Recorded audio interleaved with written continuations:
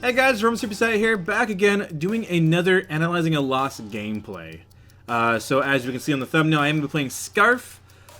We are in the draft mode right now. This is a ranked match, so we are not joking around here. We're trying to win, obviously. We're not going to rank to lose. So we are trying to win. It's just things don't necessarily go our way. But let's go ahead and just wait for the draft here. So I forgot what the enemy picks here. So... oh yeah, the enemy didn't even pick... yeah, they didn't pick a ban at all. Oh no, I remember what happened now. It was the fact that my game was messing up, so I had to reset here, I believe. But let's go ahead and just grab our ban, which is going to be Taka. Taka and Sky are ones I generally ban just because I don't like the mobility of them and also the sheer damage they can do. It's more so that they're annoying to us rather than anything else. But yeah, so that's the reason why I do ban those, is because I just don't like the way they do well against our comps, and so therefore we ban those heroes, which is pretty common.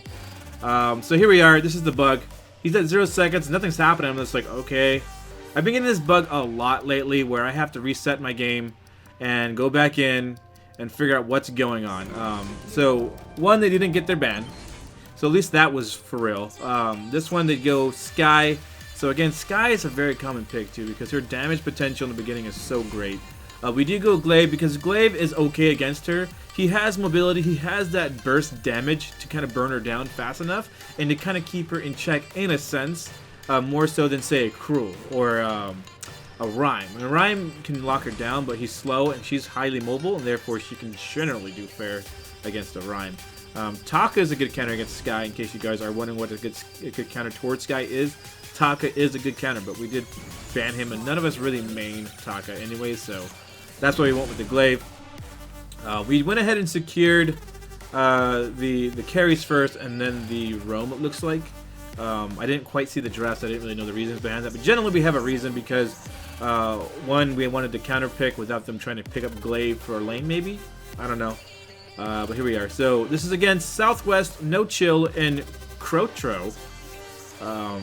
Hats off to you guys. Great match. We did try our best. I guess we just didn't have the synergy in the match that we really wanted. Whatever it may be, I'll have to see what happens. I don't quite remember this match entirely, so we'll probably start commentating on it as it goes. But we went ahead and went with the Swift Shooter first. Some of these people kind of argue the fact that Swift Shooter maybe isn't so necessary for farming. And that can be true.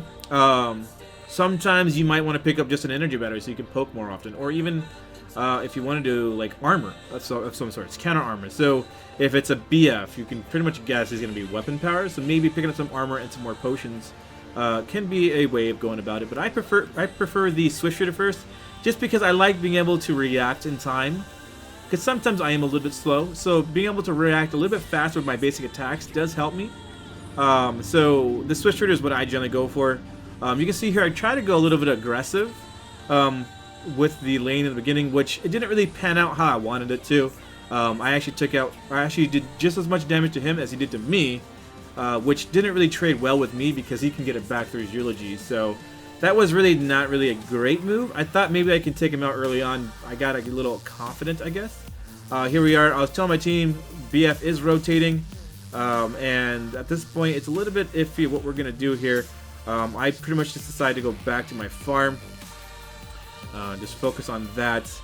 Generally, if the laner on the enemy team rotates and you're already like way behind to the point where if you rotate, it's pretty much pointless because your teammates are already dead, don't continue to go in. Just back up, go back to your farm, and don't worry about it. If they're already dead or if they're about to die and by the time you get there it's no point, then there's no point in continue going over there. There's time and time again where I see people do it, or even I've done it in the past where I go down to help and it just did not really help the situation at all. Here, I was trying to ignore the fortress to get the Sky, but I had to back up because it was really starting to do a lot of damage to me, and that was my first mistake. So, you can see there, even though fortress doesn't really do a whole lot of damage with basic attacks, it does add up. I don't know, I didn't see if he got the proc on me, but regardless, you don't want to ignore fortress because his damage potential is higher than a lot of other roamers, especially early game. And I kind of messed up there. I kind of was just solely focused on the sky, and that wasn't quite the best move for me personally. Plus, being down for so long from my farm actually hurts my farm more than I actually wanted it to. Here I'm trying to struggle with the turret taking my freaking my minions here. So there we go. We missed a few, but it's alright. So Skaarf is, in my opinion, by far one of the hardest heroes to CS with, just because his damage from basic attacks isn't so great, and a lot of his damage heavily relies on that Spitfire goop, and in the early game, like, it's not the best to farm with. Spitfire is beneficial, but you have to be efficient with your energy, so you're not going to want to Spitfire to farm, really, unless you absolutely have to. So you're just waiting for basic attacks, and like I said, basic attacks with Skaarf are mediocre at best. So yeah, they're being super aggressive here. I think the beginning of this match, we were just getting dominated, and then we started to come back, but we just could not pull through and finish off the match. But yeah, so at this point, like, you need a D-up. Like, if they're being super aggressive and we can't handle their onslaught of attacks, then at this point we need a D-up. We need to stop being aggressive. We need to, like, start being a little bit more considerate of our weaknesses and kind of D-up and just farm. And one thing about Bladeheart is he is an aggressor by nature. So it does affect some of the plays sometimes. Not to say it's entirely his fault. But at this situation, we need D-up. So you can see here, I'm just getting pummeled. We just should not be going on their side. And we need to just be focusing on what's important, which is our farm rather than kills. Or trying to steal farm when we're being outclassed. So yeah, we just need to, like, focus on being efficient rather than being aggressive, and so far we haven't done that. So I'm gonna say that's probably one of the factors which led to our inevitable defeat. It definitely led to their early lead for sure in power. Them just being able to just catch us off guard, or just catch us to a point where we can't escape, and they're outplaying us by far. And it was unfortunate, but it happens. So like I said, you need a D-up and not miss your farm too. Like, you really need to buckle down and not miss your farm, especially when you're behind.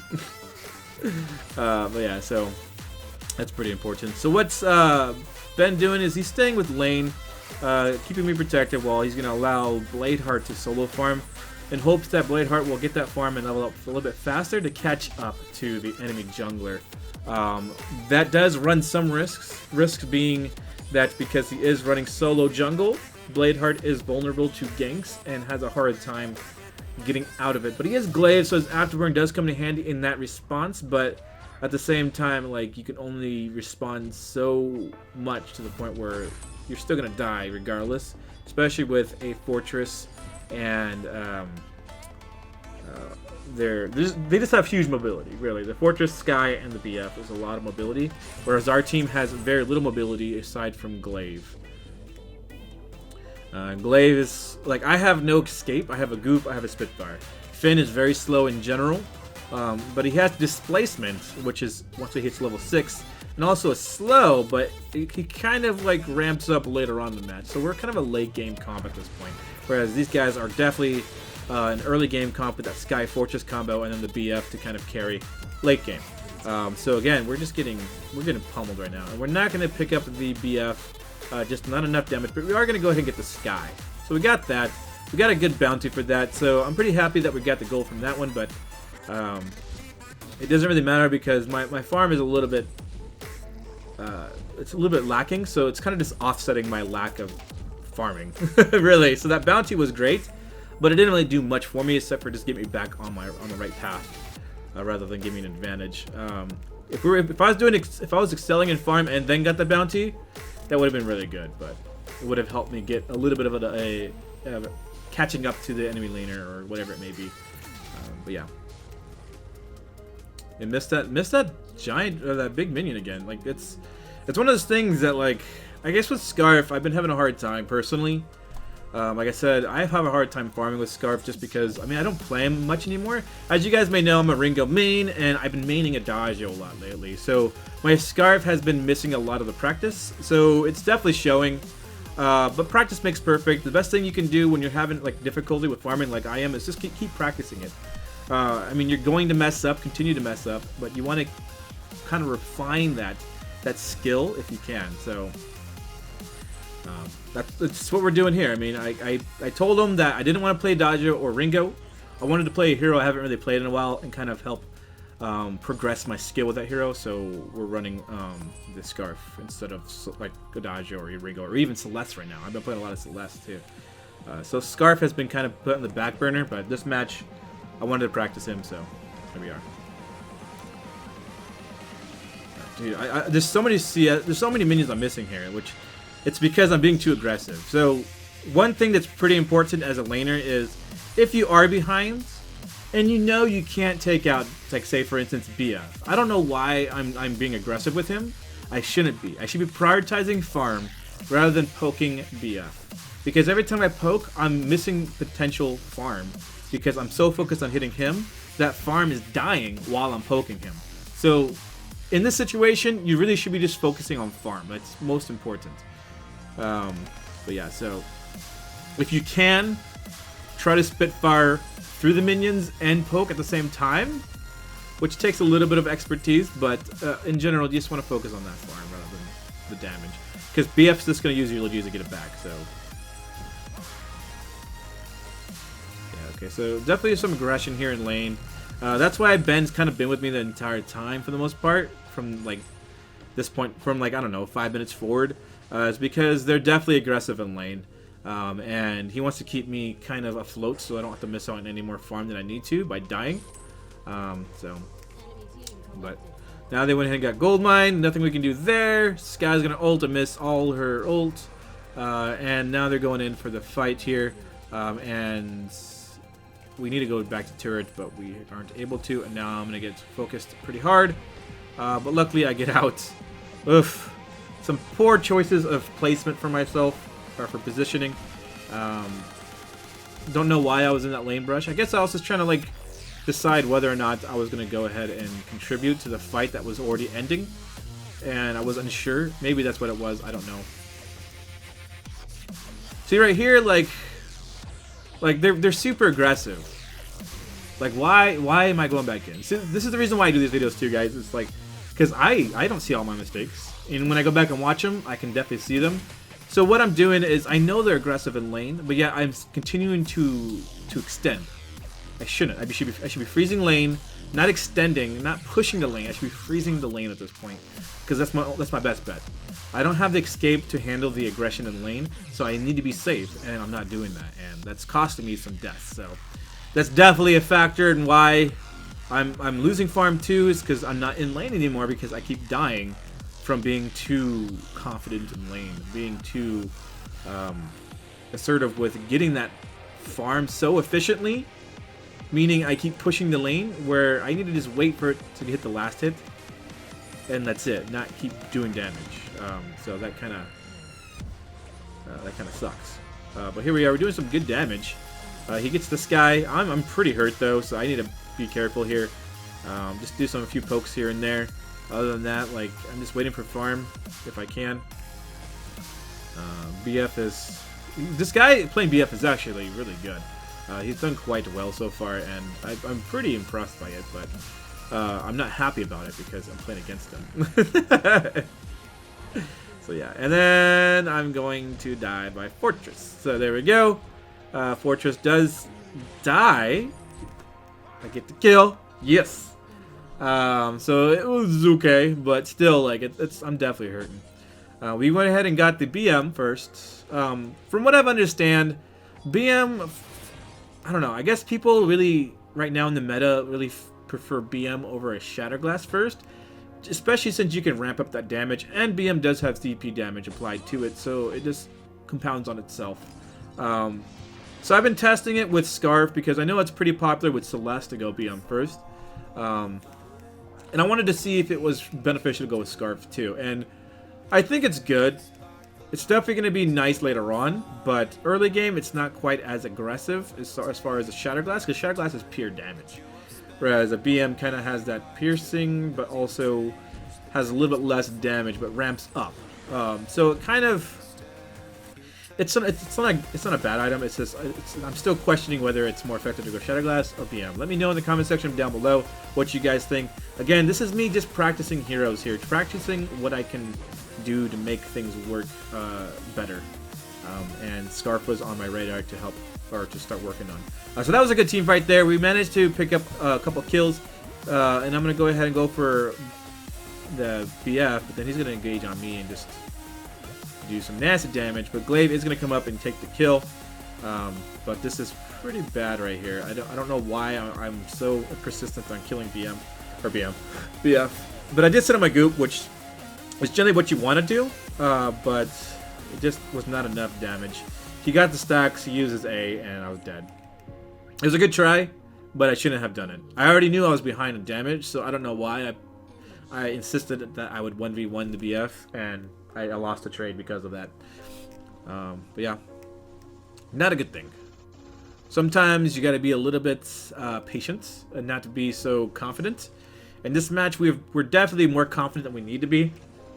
I think it's probably because I think before this match we just came from a victory, and probably in our head we're just like, yeah, we're on a good track, we're good, we're doing good, and you know, our confidence is a little bit high.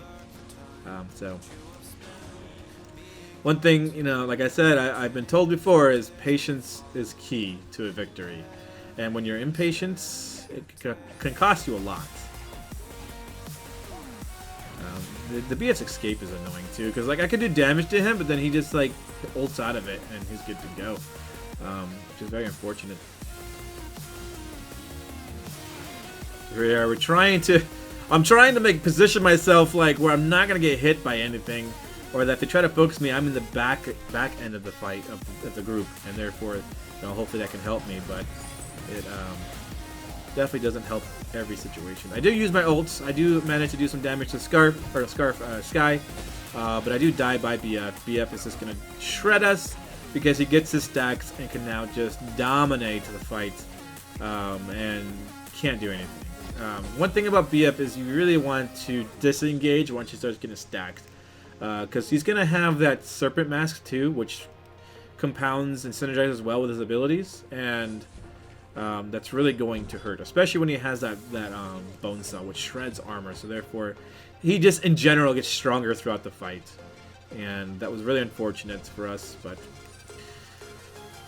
you gotta take what you can, and then, you know, if you lose, you gotta just work with that and make it a positive somehow. Don't know why I'm going into poke, but whatever. Man. Seeing some of my plays questions, it makes me definitely question some of them by far. But yeah. So we're at 103 farm at 15 minutes, which isn't too great. But there's definitely been some aggression in lane, so that does contribute to why my CS is low. But the biggest thing was, there was quite a few minions I've missed throughout the process of the match, and that does add up to quite a bit. I would say I've missed at least 20 CS.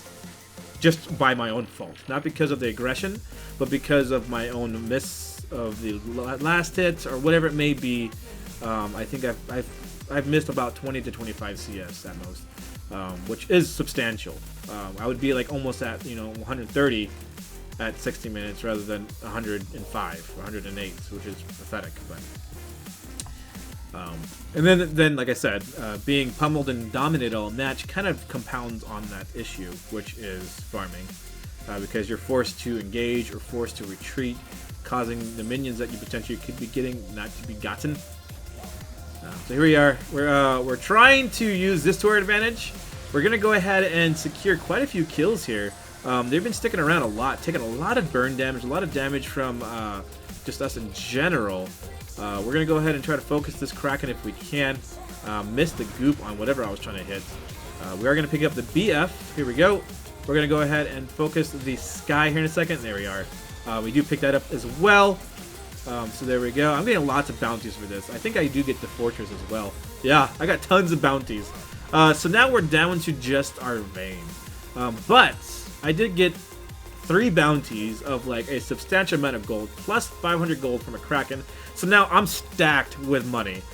So I just got a huge boost in power. So this is going to be really nice for the next few fights, I believe. How much longer do we have in this match? Yeah, I think the next few fights end up being pretty good overall. Maybe? Yeah, okay, yeah. I think there's a couple more fights. So I start to be a little bit more dominant, but it still doesn't disregard the fact that these guys are still strong. And we get a little outclassed here near the end, which we guys will see in a little bit. But yeah. I would definitely say it was anybody's game at this point, though. We were definitely coming back, making a fight for the money here. They were definitely having a hard time putting down that Vayne. I think they needed that ace, or needed a ace to secure a Vayne, because our power to push him back is pretty high. As long as we play safe. You can see here Ben went ahead and laid down a vision everywhere around that front. That way if they try to backdoor, we can see it coming.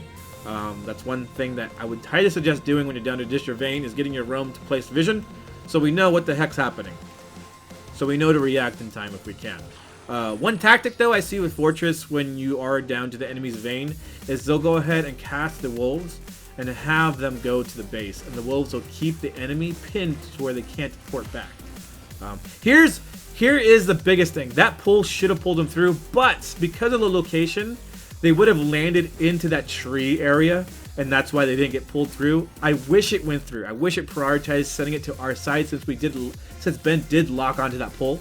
It should have just said, hey, you can get the pull for that. But, you know, either way, it would be unfair for one side. So I guess it just decided that it's not going to give it the pull, which right here is really unfortunate. I do a lot of damage. I take out the BF. I take out the Fortress here in a second. And we do get an ace, I believe, here. So there we go. They're going to go ahead and get the Sky. So like I said, we're making some progress here. We're coming back. We're going strong. We're going to go ahead and go for the... Oh, no, Sky gets away, by the way. We didn't get that ace. Which, if we had gotten, would have been really nice. But we didn't get it, and that's going to cost us. But yeah, so that was a good fight, though. We managed to stay on top. We came out with 2 people. They came out with only 1. So definitely good for us. I'm going to clear lane. I don't want the lane to push on the Vayne at all. So I'm going to go ahead and clear that. And I'm pretty stacked on gold too. I'm like at 1,700. Going to be at about 2,000 after this group here. Oh no, I missed a minion. But yeah, so we're doing good. I'm pushing lane. I'm going to go down and probably shop at this point. I'm going to push it a little bit more, which is a little bit scary right here, because BF just comes up at the very end right there, I believe. Yeah, there he is. So I think if we had gone down and got the Kraken earlier, we would have maybe won this. But we go ahead and try to take the Kraken here in a second, I believe. I'm going to go ahead and infuse. I can't double infuse, so I'm going to grab these minions on the side to go ahead and get that. And so there we go. There's the double infusion, so we're looking good. We're going to go ahead and try to grab the Kraken, which I don't know if it's the greatest idea. I don't know. They saw us starting to take it. So there we go. We should have just disengaged at this point, but we felt we could have gotten it. Which we didn't, because Fortress Warhorn's in. Everybody is on us. BF focuses me, of course. I miss Spitfire after Spitfire, but there's some burn going on there, so that's good. We do pick up the Fortress. BF is going to survive, and that's when it's game, because Ben can no longer take out Sky and BF. So this is where we really start to lose, because Kraken's going to take down turrets, but they're just going to take down our Vayne. So that's GG. It was a good fight. There's a few mistakes here and there. We should have just disengaged from that Kraken, or potentially had a Spitfire land in that fight. If I had landed that Spitfire on that BF, I may have killed him. I don't know. But the mistakes were made. We learned from our mistakes, just like all of you should, just like I will from this match, hopefully. But yeah, there we go. Another loss in the books for you guys. Hopefully you guys enjoy this series. I try to bring this series not just because I want to show you guys that I do lose, but also because both of us, not both of us, all of us can learn from my mistakes. So there we go. I'm probably going to check my elo here too. I'm like, ugh. I did hit POA. I think this is after the fact, or before the fact, but I did hit POA. But yeah, hope you guys enjoy this episode of me running a loss, and I will see you guys next time. Later!